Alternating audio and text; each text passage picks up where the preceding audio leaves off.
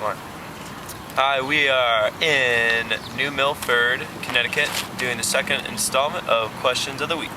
And we got a lot of questions, so we're going to try to run through most of them, if not all of them. So here we go. So this is from Carrie Carpenter, and John Muller kind of had the same question, but it is Brian. Are you following a loosely planned route or just wandering in a westerly direction as the wind blows? I would have to say that we have no planned route whatsoever. We do have maps for each state as we go through, and we just kind of take it day to day and just see what's going to happen, because it always changes anyway, so there's no real point in planning it out. Would you agree? Yeah. Cool. I agree. Alright, this is a two-part question from two people, so I guess it's fair. This is from Megan McMurdy and Ashley Wicks. How are you getting back to Iowa after you make it to California? Definitely not walking. I'd have no idea. I mean, we could jump on a bus and do that, or we could just sit in an airport and tell them we don't care when or how many connections we get, as long as we can get back to Iowa. Maybe we'll just move to California. Or we just move to California. And their second question was, what do you guys do when you get tired of walking? We start running, so that's when we get tired of walking. Alright, this is from my sister Jody. What has been the most unexpected thing, positive or negative, about your trip thus far? I would say the sleeping arrangement, sleeping quarters every night. We've had a few people offer us guest bedrooms, which is like winning the lottery basically. Not that sleeping in a tent is so bad, but there's nowhere to camp around this country except for campsites that are spread really far apart. So camping illegally really is just not a good feeling. Going into the woods, we just woke up about an hour ago from the middle of the woods, and we thought we were definitely going to get arrested or attacked by a bear, and we're sleeping on a really rough, hard, terrible ground. So Yeah, that was a bad night. Yeah, it was a bad night last night, but what are you gonna do? Okay. Alright, we got a question from Brian Bath from Edinburgh, Scotland. He says, how many miles have you actually walked so far? And we had to do some research to figure this out.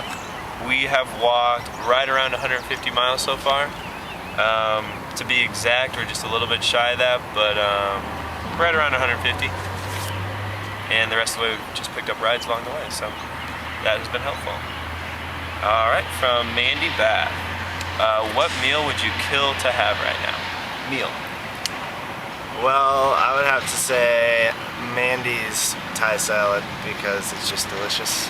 So that's why she asked the question. I think she was just trying to boost her ego. Alright. Adam Harris has a 4-part question. You ready for this? I'm going to give it to you all at once. Okay. Will you finish the trip destination-wise no matter how long it takes if it lasts longer than planned? And why is there a set deadline anyway? Has the lack of action led you to have thoughts about each other? And do you miss your mommies? Our plan is to have it go 3 months or 4 months. If it goes over that, we'll probably keep going. There's a set deadline, so we have a goal in mind, so we don't just sort of wander aimlessly forever. No, and of course we miss our mommies. Alright, this is from Bob Ashoff, my next door neighbor. How many pairs of shoes do you guys plan on going through on this adventure? Well, I read somewhere, didn't we read that you're supposed to replace them every 500 miles, so let's say we walk half the way, you can do the math. Probably a lot. That'll be our biggest expense, I would say. Okay, and this comes from Shannon Hood. Are you wearing DEET? Yes, we are wearing DEET. What is DEET? DEET keeps ticks away. Right. It's bug spray. Bug spray. It's in bug spray. And it is 35% DEET and 65% just other ingredients. The bottle's really vague. Thanks for looking out for us, though. But thanks, Shannon. Alright, this is from Tim and Kelly Burns. Do you think this will make your friendship stronger? Our friendship. I would say it better. Yeah, if we can walk across the country, we can get through anything. I'd say it's as long as we're walking. Yeah. Any activity we're walking, we're pretty much going to be good friends while we're doing it. Yeah, it's a good question. I think so. Okay, this comes from Ben McDougall. As you move through these different communities, do you start seeing and feeling the same things, similarities in the environment, the people, and their attitudes? As far as the environment, the towns are definitely a lot different. Since we're in the Northeast, you get a lot more like of a historical feel. You have monuments, and every town is established in 1772 or when it was erected and all that stuff. So in that sense, it is different. The people so far have been really nice. So I mean, we haven't run into any bad things or any struggles. I'm sure by the end of this